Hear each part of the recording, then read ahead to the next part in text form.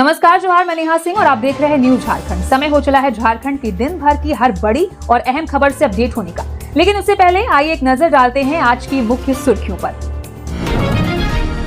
सावन के आखिरी सोमवार पर बाबा धाम में उमड़ा आस्था का सैलाब, सुबह से जलाभिषेक जारी। रांची होमगार्ड बहाली में सफल अभ्यर्थियों का डॉक्यूमेंट वेरिफिकेशन शुरू।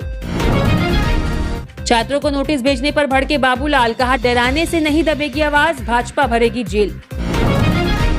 झारखंड के किसानों के लिए मौका, महज ₹1 में कराएं फसल बीमा, हर पंचायत में 100 किसानों का लक्ष्य।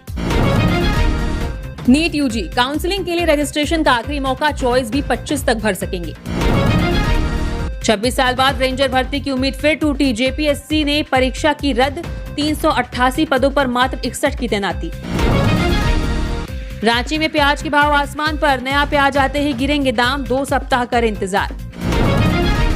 झारखंड सरकार ने 23 परीक्षाओं की जांच का आदेश दिया, अधिक अंक वाले 520 अभ्यर्थी बाहर, कम अंक वाले बने अफसर। झारखंड में फिर बदलेगा मौसम, कई जिलों में भारी बारिश और वज्रपात का अलर्ट।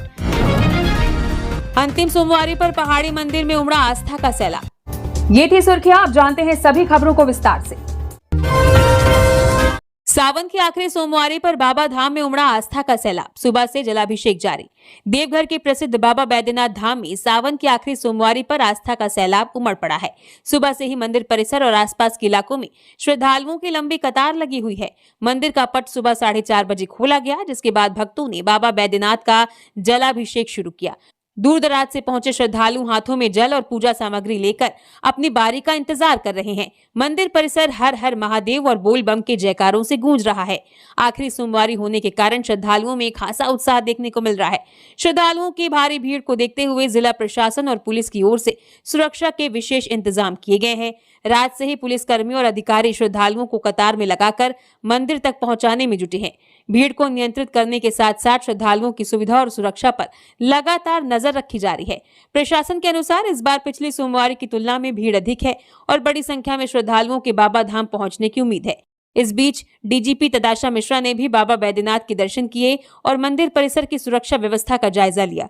पूरे बाबा धाम में सुबह से ही भक्ति और आस्था का माहौल बना हुआ है। रांची होमगार्ड बहाली में सफल अभ्यर्थियों का डॉक्यूमेंट वेरिफिकेशन शुरू। रांची में होमगार्ड भर्ती के सफल अभ्यर्थियों का दस्तावेज सत्यापन सोमवार से शुरू हो गया है। ये प्रक्रिया 12 सितंबर तक धुरवा स्थित झारखंड होमगार्ड के सेंट्रल ट्रेनिंग इंस्टीट्यूट में चलेगी। सत्यापन सुबह 10 बजे से शुरू होगा।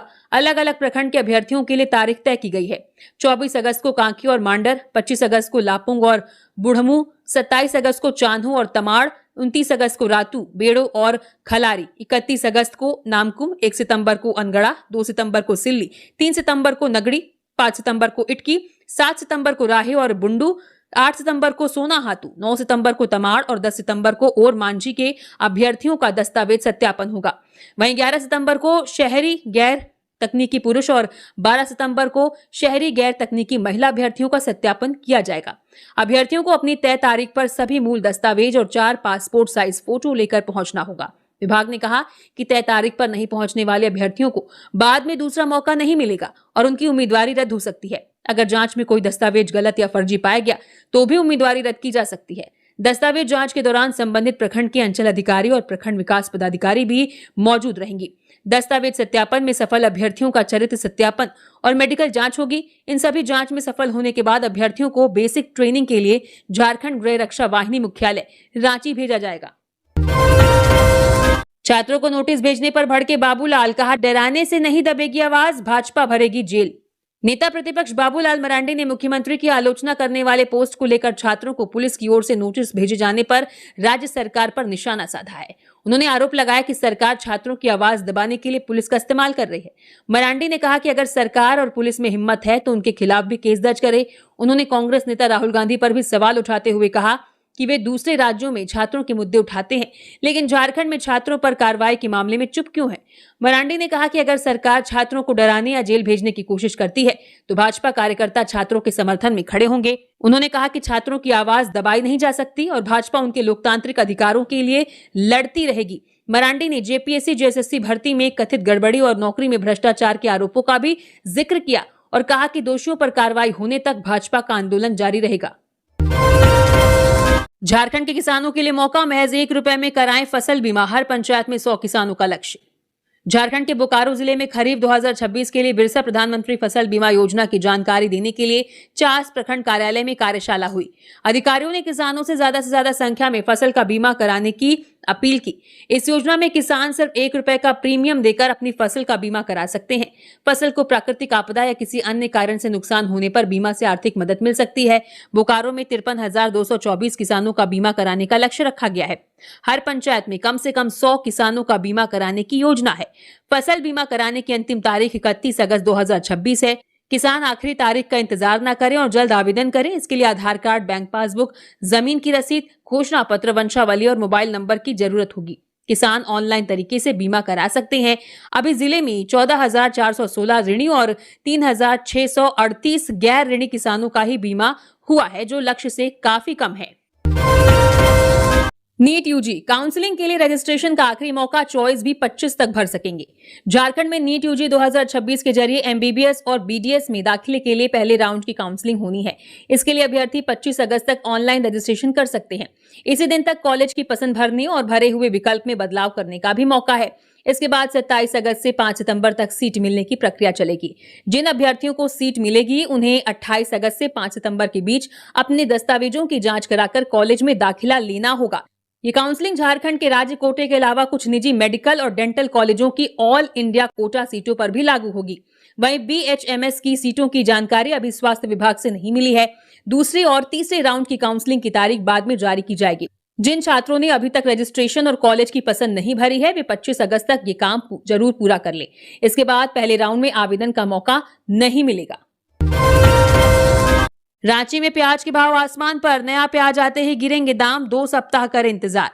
रांची में प्याज के दाम पिछले कुछ दिनों में काफी बढ़ गए हैं। पंडरा मंडी में प्याज 35 से 42 रुपए किलो बिक रहा है, जबकि बाजार में लोग इसे 45 से 50 रुपए किलो तक खरीद रहे हैं।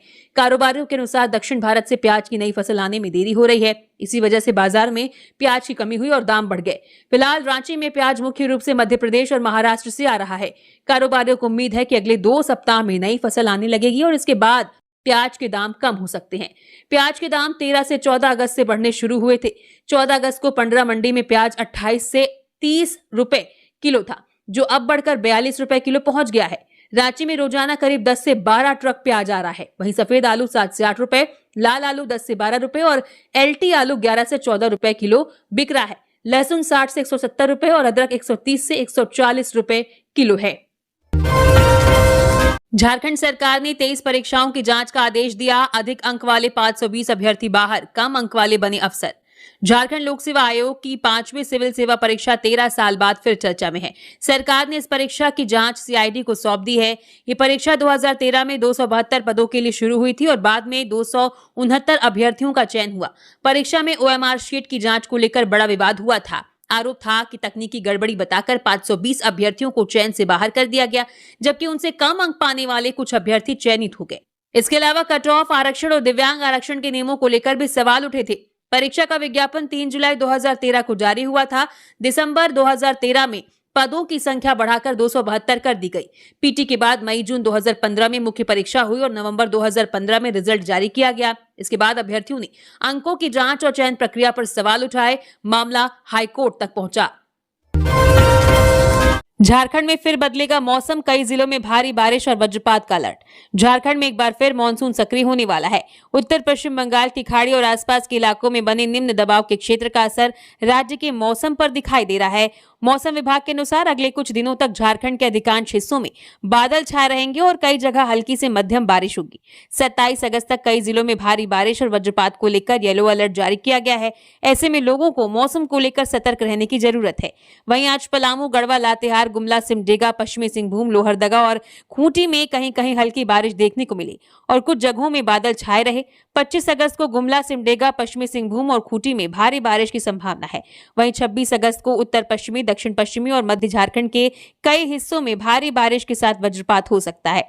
वहीं 27 अगस्त को रांची, बोकारो, हजारीबाग, रामगढ़, कोडरमा, धनबाद, चतरा और गिरिडीह में भारी बारिश की चेतावनी दी गई है।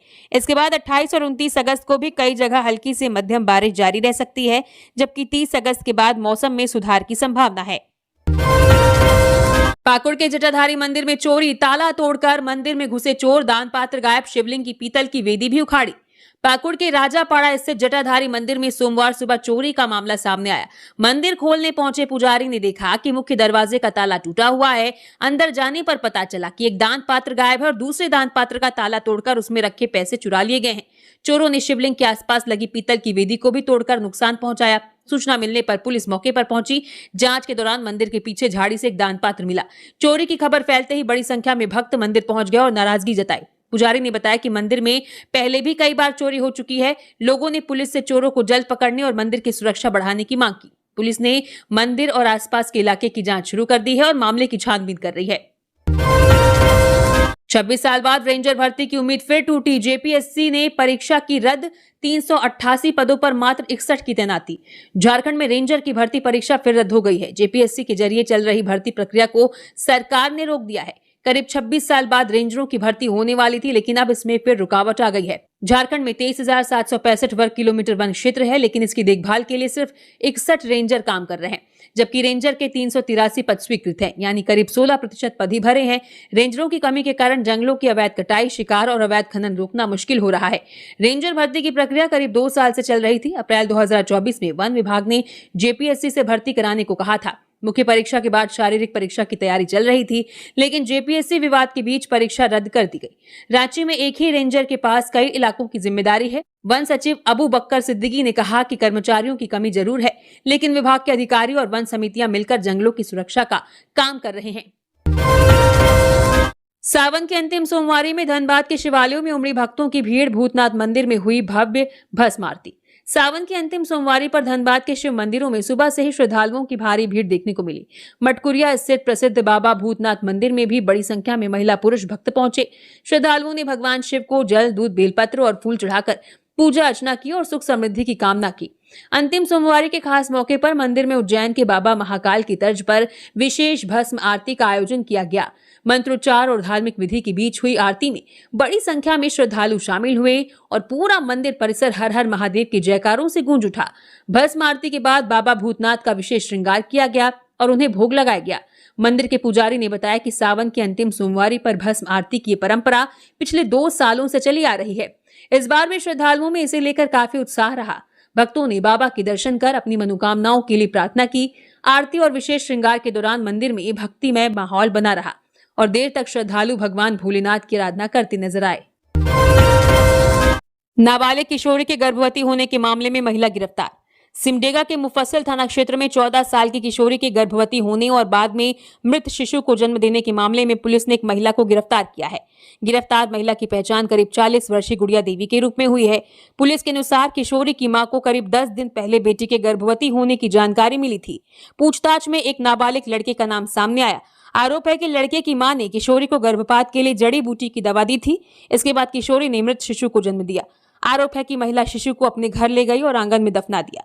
किशोरी की तबीयत खराब होने पर परिवार ने 22 अगस्त को उसे सदर अस्पताल में भर्ती कराया। इसके बाद उसकी मां के बयान पर मुफस्सिल थाने में पॉक्सो एक्ट के तहत मामला दर्ज किया गया।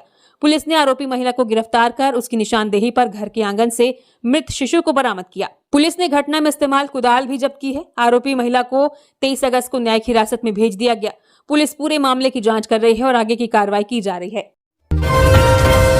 अंतिम सोमवारी पर पहाड़ी मंदिर में उमड़ा आस्था का सैलाब। रांची के प्रसिद्ध पहाड़ी मंदिर में सावन के अंतिम सोमवारी पर सुबह से ही श्रद्धालुओं की भारी भीड़ देखने को मिली। सुबह 3:30 बजे मंदिर का कपाट खुलते ही बाबा भोलेनाथ के दर्शन और जलाभिषेक के लिए भक्तों की लंबी कतार लग गई। दूर दराज से पहुंचे श्रद्धालु जल और पूजा सामग्री लेकर बाबा के दर्शन के लिए पहुंचे। मंदिर परिसर हर हर महादेव और बोलबम के जयकारों से गूंजता रहा। भीड़ को देखते हुए मंदिर में अर्घा की व्यवस्था की गई है, जिससे श्रद्धालुओं को जलाभिषेक में सुविधा मिले। अंतिम सोमवारी के कारण सुबह से ही मंदिर में भक्तों की अच्छी भीड़ बनी हुई है। श्रद्धालुओं की भारी भीड़ को देखते हुए जिला प्रशासन और पुलिस की ओर से सुरक्षा के विशेष इंतजाम किए गए हैं। मंदिर और आसपास के इलाकों में करीब 1000 अतिरिक्त पुलिसकर्मियों और जवानों की तैनाती की गई है। पुलिसकर्मी भीड़ को व्यवस्थित करने, यातायात संभालने और श्रद्धालुओं की सुरक्षा पर नजर रख रहे हैं। मंदिर में श्रद्धालुओं की आवाजाही और पूजा अर्चना का माहौल बना हुआ है। अंतिम सोमवारी पर बाबा भोलेनाथ के दर्शन और जलाभिषेक के लिए पहुंचे भक्तों में खासा उत्साह देखने को मिल रहा है। जेपीएससी जेएसएससी रिफॉर्म मंच के एक्स हैंडल पर केस दर्ज। यूजर की पहचान के लिए एक्स कॉर्प को भेजा नोटिस। रांची पुलिस ने जेपीएससी जेएसएससी रिफॉर्म मंच के एक्स हैंडल की जांच शुरू कर दी है। साइबर थाना ने एक्स की कानूनी टीम को नोटिस भेजकर अकाउंट चलाने वाले व्यक्ति की जानकारी मांगी है। पुलिस का आरोप है कि इस हैंडल से सरकार के खिलाफ झूठी, भ्रामक और आपत्तिजनक पोस्ट की जा रही थी। पुलिस का कहना है कि इन पोस्ट के जरिए सरकार की छवि खराब करने और लोगों के बीच अशांति फैलाने की कोशिश की गई। इस मामले में कोतवाली थाने में केस दर्ज किया गया है। पुलिस ने एक्स से अकाउंट चलाने वाले व्यक्ति का नाम, पता, mobile number, email, IP address और अन्य तकनीकी जानकारी मांगी है। पुलिस सोशल मीडिया पर की गई पोस्ट की जांच कर रही है। एक्स से जानकारी मिलने के बाद अकाउंट चलाने वाले व्यक्ति की पहचान कर आगे की कानूनी कार्रवाई की जाएगी। सीयूजे में खराब भोजन और बढ़े मेस शुल्क के खिलाफ प्रदर्शन, 2 छात्र भूख हड़ताल पर। सीओजे के मनातू कैंपस में रविवार को खराब खाना और बढ़े हुए मेस शुल्क के विरोध में छात्र छात्राओं ने धरना दिया। छात्र मुख्य गेट पर बैठ गए। छात्र मृत्युंजय और अंकित भूख हड़ताल पर हैं। छात्रों का कहना है कि मेस का शुल्क बढ़ाकर करीब 3300 से 3800 रुपए महीना कर दिया गया है, लेकिन खाने में कोई सुधार नहीं हुआ है। उनका आरोप है कि 3 समय खाना देने के बजाय अब सिर्फ 2 समय खाना दिया जा रहा है। छात्रों ने मेस शुल्क कम करने और खाने की गुणवत्ता सुधारने की मांग की है। छात्रों ने विश्वविद्यालय को 7 मांगों वाला पत्र भी दिया है। इसमें अच्छा खाना देने, साफ सफाई रखने, अच्छे रसोइये की व्यवस्था करने और मेस में होने वाले खर्चे की जानकारी साफ तौर पर देने की मांग की गई है। छात्रों ने कुछ विद्यार्थियों को हॉस्टल से निकालने की धमकी देने का भी आरोप लगाया है। वहीं विश्वविद्यालय के डीएसडब्ल्यू डॉक्टर अनुराग लिंडा ने कहा कि मेस शुल्क में करीब 300 रुपए की बढ़ोतरी कैंटीन कमेटी की सहमति से हुई है, लेकिन छात्र शुल्क कम करने और मेस व्यवस्था में सुधार की मांग पर अब भी अड़े हैं। जेएसएससी सीजीएल स्कैम, अभय तिवारी से फिर हुई पूछताछ। भाई पत्नी से भी सवाल, पेपर लीक नेटवर्क खंगाल रही सीआईडी। झारखंड में जेएसएससी सीजीएल परीक्षा में कथित गड़बड़ी की जांच तेज हो गई है। सीआईडी ने मामले में मुख्य आरोपी माने जा रहे अभय तिवारी से पूछताछ की है। इसके साथ ही उसकी पत्नी सुषमा कुमारी और भाई अक्षय कुमार तिवारी से भी अलग अलग पूछताछ की जा रही है। जांच टीम ये पता लगाने में जुटी है कि परीक्षा में गड़बड़ी कैसे हुई और इसमें और कौन कौन लोग शामिल हैं। सीआईडी अब अभय के पुराने बयानों और जांच में मिले दस्तावेजों व डिजिटल सबूतों का मिलान कर रही है। जांच में यह भी देखा जा रहा है कि अभय की पत्नी और भाई परीक्षा में कैसे सफल हुए और क्या उन्हें किसी तरह का अनुचित लाभ मिला था। सीआईडी ने अब तक कई संदिग्धों से पूछताछ की है और पूरे मामलों में पैसे के लेन देन और कथित पेपर लीक के नेटवर्क की जानकारी जुटाई जा रही है। जांच अभी जारी है। अर्जुन मुंडा का हेमंत सरकार पर हमला, भर्ती परीक्षाओं की सीबीआई जांच की मांग। झारखंड के पूर्व मुख्यमंत्री और भाजपा नेता अर्जुन मुंडा ने जेपीएससी और जेएसएससी की भर्ती परीक्षाओं में गड़बड़ी के आरोपों को लेकर हेमंत सोरेन सरकार पर निशाना साधा। सोमवार को बोकारो में उन्होंने कहा कि भर्ती परीक्षाओं और पेपर लीक के आरोपों की सीबीआई जांच होनी चाहिए। उन्होंने कहा कि अगर सरकार को लगता है कि भर्ती प्रक्रिया में कोई गड़बड़ी नहीं हुई है तो उसे सीबीआई जांच से पीछे नहीं हटना चाहिए। मुंडा ने छात्रों पर दर्ज मामलों की भी आलोचना की और सरकार से उनकी मांगों पर ध्यान देने की अपील की। अर्जुन मुंडा बोकारो में चल रही राष्ट्रीय रैंकिंग तीरंदाजी प्रतियोगिता में शामिल होने पहुंचे थे। इसी दौरान उन्होंने भर्ती परीक्षाओं को लेकर सरकार पर हमला बोला। मुंडा ने आरोप लगाया कि सरकार सीबीआई जांच से बच रही है और छात्रों की आवाज दबाने की कोशिश की जा रही है। उन्होंने कहा कि भर्ती परीक्षाओं में पारदर्शिता होनी चाहिए और छात्रों की समस्याओं का निष्पक्ष तरीके से समाधान किया जाना चाहिए। श्रावणी मेला 2026 में सावन के अंतिम सोमवारी बासुकीनाथ में जलार्पण के लिए उमड़ी श्रद्धालुओं की भीड़।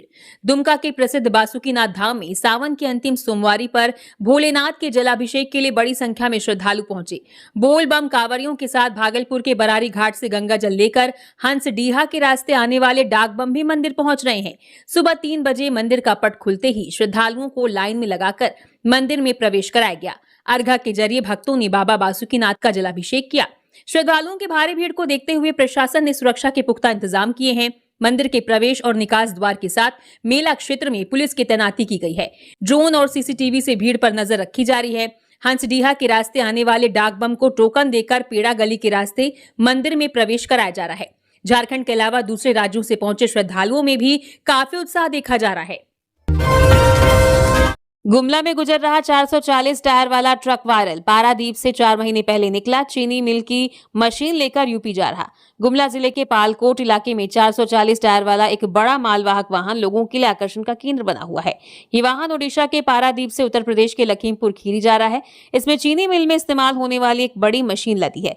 करीब 4 महीने पहले चला ये वाहन रोजाना सिर्फ 8 से 10 किलोमीटर ही आगे बढ़ रहा है। पालकोट के रक्तपानी गांव और बघीमा पेट्रोल पंप के पास इसे देखने के लिए बड़ी संख्या में लोग सड़क किनारे जमा हुए और मोबाइल से वीडियो बनाने लगे।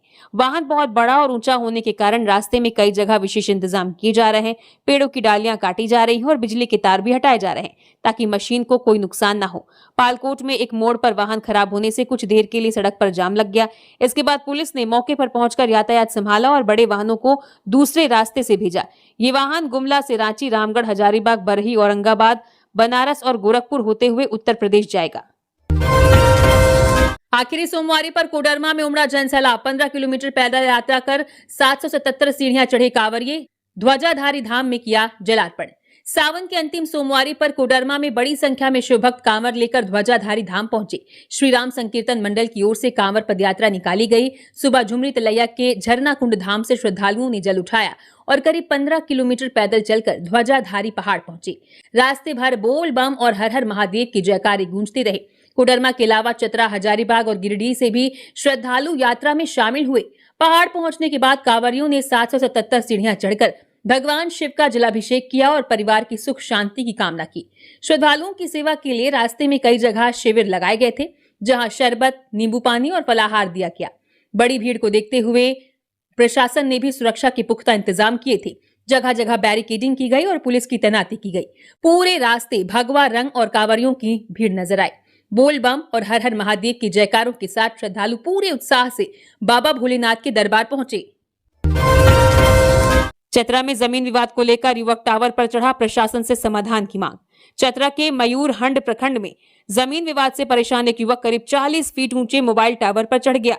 पांचघारा निवासी मनोरंजन सिंह का आरोप है कि उसकी जमीन पर कुछ लोग कब्जा कर निर्माण कार्य कर रहे हैं। युवक ने प्रशासन से मामले में जल्द कार्रवाई कर जमीन विवाद का समाधान कराने की मांग की।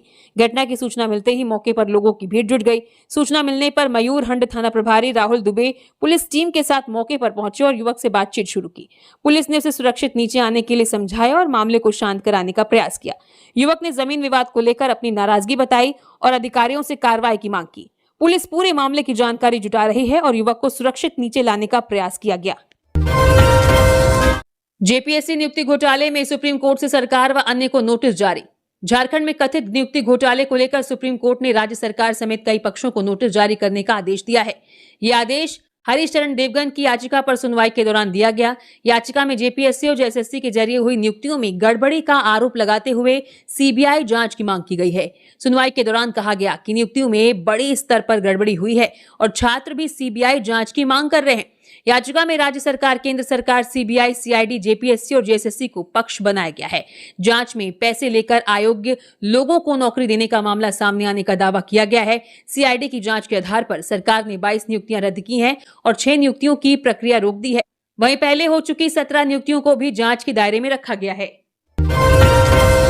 सिमडेगा में 2 जंगली हाथियों का आतंक, ग्रामीणों में दहशत। सिमडेगा के बानो प्रखंड के बाकी इलाके में पिछले 5 दिनों से 2 जंगली हाथियों के घूमने से ग्रामीण डरे हुए हैं।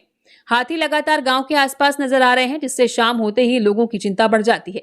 इसी दौरान एक हाथी ने बांकी किरण नगर में वैलेंटाइन नामक व्यक्ति के घर को क्षतिग्रस्त कर दिया। घर टूटने के बाद ग्रामीणों में डर और बढ़ गया है। लोग रात में जागकर अपने घरों की निगरानी कर रहे हैं। हाथियों से बचाव के लिए ग्रामीण समूह बनाकर रात में गांव की निगरानी कर रहे हैं और हाथियों के आबादी वाले इलाके में आने पर लोगों को सतर्क कर रहे हैं। ग्रामीणों ने वन विभाग से जल्द कार्रवाई करने की मांग की है। उन्होंने हाथियों को गांव से दूर जंगल की ओर भेजने और हुए नुकसान का आकलन कर पीड़ित परिवार को उचित मुआवजा देने की मांग की है। पलामू एसपी ने किया महिला थाना के नए भवन का उद्घाटन। पलामू के शहर थाना परिसर में बने महिला थाने के नए भवन का उद्घाटन सोमवार को एसपी कपिल चौधरी ने किया। उन्होंने दीप जलाकर और फीता काटकर नए भवन का उद्घाटन किया। इस मौके पर एसडीपीओ राजेश यादव, टाउन थाना प्रभारी ज्योतिलाल रजवार, महिला थाना प्रभारी पार्वती कुमारी समेत कई पुलिस अधिकारी मौजूद रहे। नए भवन से महिला से जुड़े मामलों की जांच और कार्रवाई में आसानी होगी। यहाँ शिकायत लेकर आने वाली महिलाओं को पहले से बेहतर और सुरक्षित माहौल मिलने की उम्मीद है। एसपी कपिल चौधरी ने कहा कि महिला थाने का मकसद महिलाओं की शिकायतों पर संवेदनशील तरीके से कार्रवाई करना है। नए भवन से पुलिस कर्मियों को भी बेहतर सुविधा मिलेगी। 337 गिरफ्तारियां, फिर भी 2379 केस पेंडिंग। झारखंड में साइबर पुलिसिंग पर उठे सवाल। झारखंड में साइबर अपराध के खिलाफ पुलिस कार्रवाई कर रही है, लेकिन मामलों का निपटारा काफी धीमा है। राज्य में साइबर अपराध के 2730 मामले दर्ज हैं। इनमें सिर्फ 351 मामलों का निपटारा हुआ है, जबकि 2300 79 मामले अभी भी बाकी हैं। साइबर ठगी की शिकायत के लिए 1930 हेल्पलाइन भी चल रही है। ठगी के बाद बैंक खाते में पैसे रोकने की कार्रवाई की औसत दर सिर्फ 17.23% है। यानी कई मामलों में समय पर ठगी की रकम रोकना पुलिस के लिए मुश्किल हो रहा है। रांची, धनबाद, जामताड़ा और देवघर में साइबर अपराध का दबाव ज्यादा बताया गया है। पुलिस ने ऐसे मामलों में 337 लोगों को गिरफ्तार किया है, लेकिन गिरफ्तारी के बाद केस जल्द खत्म करना बड़ी चुनौती है। साइबर जांच के लिए इस्तेमाल होने वाले नेट ग्रिड के 49 उपयोगकर्ताओं में सिर्फ 26 सक्रिय है। आंकड़ों से साफ है कि साइबर अपराध रोकने के लिए सिर्फ गिरफ्तारी नहीं, बल्कि तेजी से जांच, ठगी की रकम तुरंत रोकने और तकनीकी व्यवस्था को बेहतर बनाने की जरूरत है। सरायकेला के संजय नदी में मिला व्यक्ति का शव, जांच में जुटी पुलिस। सरायकेला खरसावां जिले के सीनी ओपी क्षेत्र के मुरुक गांव के पास रविवार को संजय नदी से एक अज्ञात व्यक्ति का शव मिला। नदी में शव देखकर स्थानीय लोगों ने पुलिस को सूचना दी। खबर मिलते ही सीनी ओपी की पुलिस मौके पर पहुंची और शव को नदी से बाहर निकलवाया। इसके बाद शव को पोस्टमार्टम के लिए सदर अस्पताल सरायकेला भेज दिया गया। पुलिस के अनुसार मृतक की पहचान अभी नहीं हो पाई है। सीनी ओपी प्रभारी विनय कुमार सिंह ने बताया कि पुलिस मृतक की पहचान करने की कोशिश कर रही है। साथ ही ये भी पता लगाया जा रहा है कि उसकी मौत किन परिस्थितियों में हुई। पुलिस आसपास के लोगों से भी जानकारी जुटा रही है। फिलहाल शव की पहचान नहीं हो सकी है। बिहार की सिपाही भर्ती में जो गया था जेल, उसे सीजीएल परीक्षा की मिली जिम्मेवारी। बिहार सिपाही भर्ती से जुड़े मामले में जेल जा चुके अरुण कुमार को झारखंड कर्मचारी चयन आयोग की परीक्षा से जुड़ा काम मिलने का मामला सामने आया है। रिपोर्ट के अनुसार बिहार सिपाही भर्ती में करीब 14.3 करोड़ रुपए की गड़बड़ी के आरोप में अरुण जेल गया था। बाद में उसकी कंपनी को झारखंड में जेएसएससी की डिप्लोमा स्तर की भर्ती परीक्षा से जुड़ा काम मिला। सीआईडी की जांच में आरोप है कि जेल में रहने के दौरान अरुण ने कुछ लोगों के साथ मिलकर झारखंड में भर्ती परीक्षा में गड़बड़ी की योजना बनाई। जांच एजेंसी ने उसे दिल्ली से गिरफ्तार किया है और उससे पूछताछ की जा रही है। मामले में सीआईडी ये पता लगाने में जुटी है कि परीक्षा से जुड़ी गड़बड़ी में उसकी और अन्य लोगों की क्या भूमिका थी। पलामू ट्रेजरी को मिली लॉगिन आईडी, लंबित भुगतान का रास्ता साफ। पलामू जिला कोषागार पदाधिकारी को अब लॉगिन आईडी मिल गई है। इसके बाद लंबे समय से रुके हुए भुगतान का रास्ता साफ हो गया है। इससे पहले लॉगिन आईडी नहीं मिलने के कारण कोषागार का काम प्रभावित था और कई विभागों के संवेदक भुगतान के लिए लगातार कार्यालय का चक्कर लगा रहे थे। सरकारी विभागों से जुड़े दूसरे वित्तीय काम भी प्रभावित हो रहे थे। अब लॉगिन आईडी मिलने के बाद लंबित भुगतानों की प्रक्रिया जल्द शुरू होने की उम्मीद है। बता दें कि sale tax officer doctor Manoj Kumar को 7 जुलाई से जिला कोषागार पदाधिकारी का अतिरिक्त प्रभार मिला था। इससे पहले सोमरा भगत इस पद की जिम्मेदारी संभाल रहे थे, लेकिन उनका तबादला हो गया था। नए प्रभारी पदाधिकारी को लॉगिन आईडी नहीं मिलने के कारण भुगतान समेत कई काम रुके हुए थे। अब समस्या दूर होने के बाद सरकारी विभागों के कर्मचारियों और संवेदकों को राहत मिलने की उम्मीद है। इसी तरह से हर बड़ी और अहम खबरों से अपडेट रहने के लिए न्यूज झारखंड चैनल को सब्सक्राइब करें और बेल आइकन प्रेस करें। धन्यवाद।